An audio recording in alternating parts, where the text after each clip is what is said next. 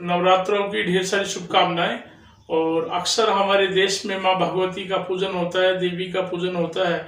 या देवी सर्वभूतेषु मातृ रूपेण संस्थितां नमस्तस्मै नमस्तस्मै नमस्तस्मै नमो नमः।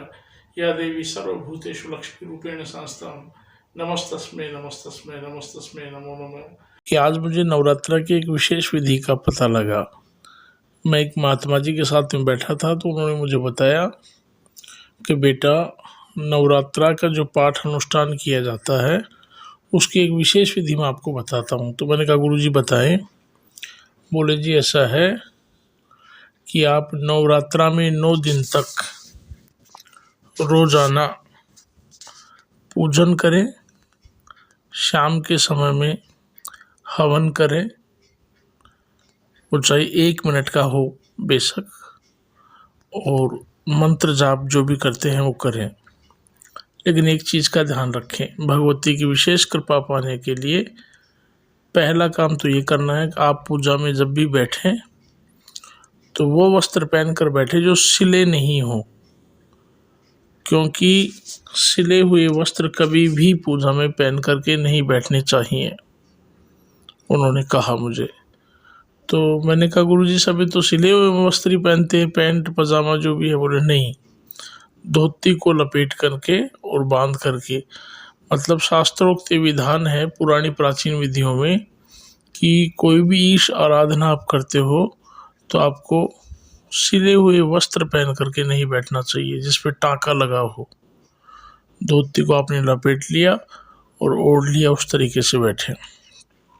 दूसरा, देखो, रोजाना प्रतिदिन एक कन्या को भोजन कराएं। रोजाना खीर पूड़ी जो भी आप बना सके बनाएं, भगवती को भोग लगाएं और एक कन्या को भोजन कराएं, उनको भेंट दे दें। तो मैंने कहा गुरुजी कन्या तो हम नवरात्रा जब उठाते हैं तब उनको जिमाते हैं। तो गुरुजी ने कहा कि भरे हुए बर्तन में कितना पानी डाल सकते हो? तो मैंने कहा वो तो नहीं डलेगा जो भरा है। तो गुरुजी बोले कि जो बच्चियां सुबह पहले जहाँ भोजन करके आई हैं उनको दूसरा खिला रहा है, तीसरा खिला रहा है, तो सब लोगों क्या भोजन नहीं कर पाती। दूसरी, भोजन का पूर्ण फल तब मिलता है जब पूर्ण तृप्ति हो। आदमी खाने के बाद ये करे हाँ जी अच्छा लगा, बोला पेट भर गया है। अगर किसी व्यक्ति का बर्थडे 7 तारीख को है तो उसकी 9 तारीख को पार्टी नहीं की जाती। कहने का मतलब 7 तारीख को ही कार्यक्रम होता है। तो आज प्रथम नवरात्रा शैलपुत्री का है तो उस माँ भगवती का तुम 9 दिन बाद में भोजन करवा रहे हो, उनको भोग आज ही लगाना चाहिए, आज ही उनके निमित्त कन्या जी मानी चाहिए। तो उन्होंने मुझे सीधे शब्दों में ये कहा कि ऐसा है पंडित जी, नवरात्रि करने की सीधी विधि ये है कि आप जिस भी भाव से बैठ कर के भगवती का पूर्ण ध्यान करके पाठ करें, मंत्र जाप करें जो आपको अच्छा लगे। दूसरा, जो साधक हैं उनके लिए ये है कि वो एक वस्त्र पहन करके या सिला हुआ वस्त्र ना हो, बिना सिला हुआ वस्त्र पहन करके पूजा में बैठे। बेशक वो एक धोती ऊपर पहन रखे हो, एक धोती नीचे पहन लिया, जैसा भी है, लेकिन सिला हुआ वस्त्र माता के सामने पहन करके ना जाए।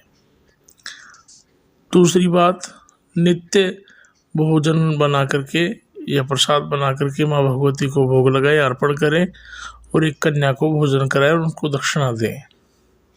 शाम के समय में आप 1 मिनट का ही हो हवन अवश्य करें और माता की आरती करें। निश्चित रूप से यह नवरात्रि आपके जीवन के श्रेष्ठ नवरात्रों में से एक होगा। आपको वो सब फल प्राप्त होगा जिसके आप अभिलाषी हैं। तो आप सभी को ढेर सारी शुभकामनाएं।